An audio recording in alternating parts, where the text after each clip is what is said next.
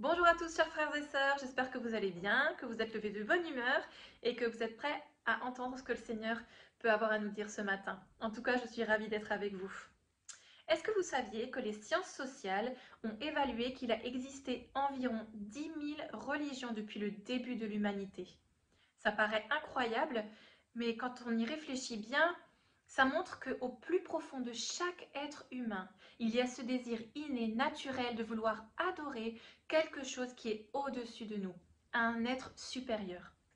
Heureusement, nous avons la bénédiction de savoir qui nous devons adorer, mais parfois c'est pas toujours facile de savoir comment le faire de la bonne manière, dans les meilleures dispositions et pour que cela soit agréable au Seigneur. Pour nous aider un petit peu dans cette réflexion, j'aimerais que nous prenions l'évangile de Luc au chapitre 1, des versets 46 à 55.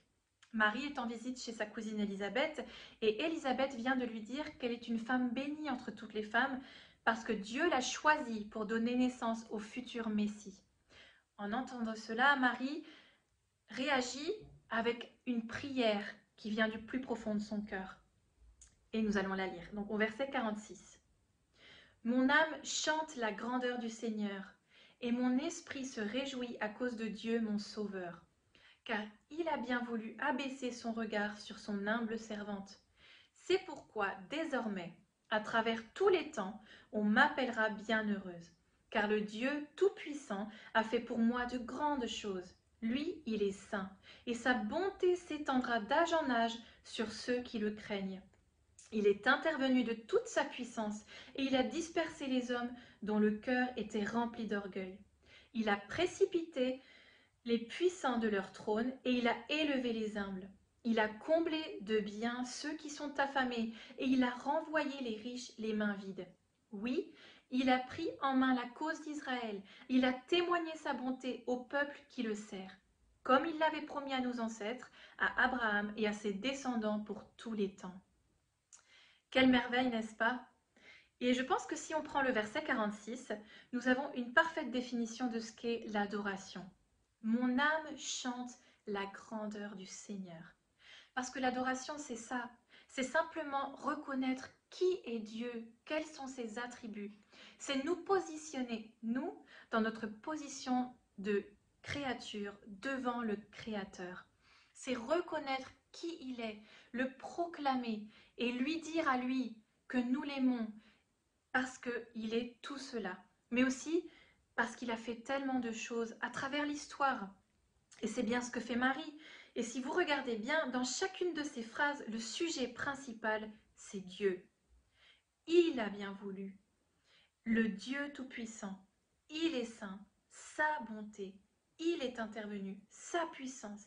Il a dispersé. Il a précipité. Il a comblé de biens, etc., etc.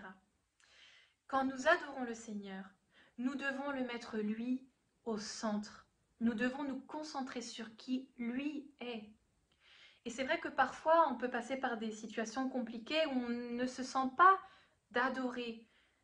Mais en fait, mes chers frères et sœurs, l'adoration ne dépend pas de nos circonstances, des situations par lesquelles nous passons. L'adoration dépend de qui Dieu est. Et la bonne nouvelle, c'est que Dieu ne change pas. Donc en tout temps, il mérite notre adoration.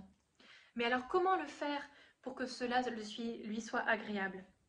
Si nous allons à l'évangile de Jean, cette fois chapitre 4, verset 23, Jésus lui-même dit: Mais l'heure vient, et elle est déjà là, où les vrais adorateurs adoreront le Père par l'Esprit et en vérité, car le Père recherche des hommes qui l'adorent ainsi.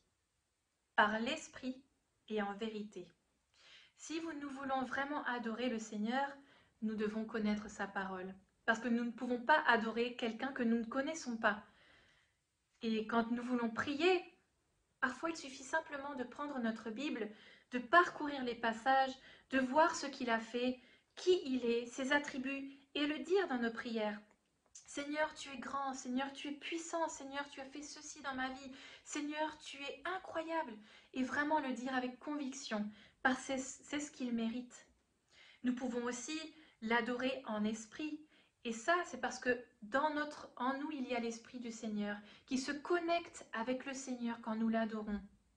Et croyez-moi, quand nous prenons le temps d'adorer le Seigneur, de nous rappeler quelle place il a ou il devrait avoir dans notre vie, je pense que notre perspective sur les choses change parce que nous ne les voyons pas avec notre perspective humaine, égocentrique, qui est vraiment concentrée sur nous-mêmes, mais nous les voyons avec la perspective de Dieu et à la lumière de qui il est au milieu de tout cela.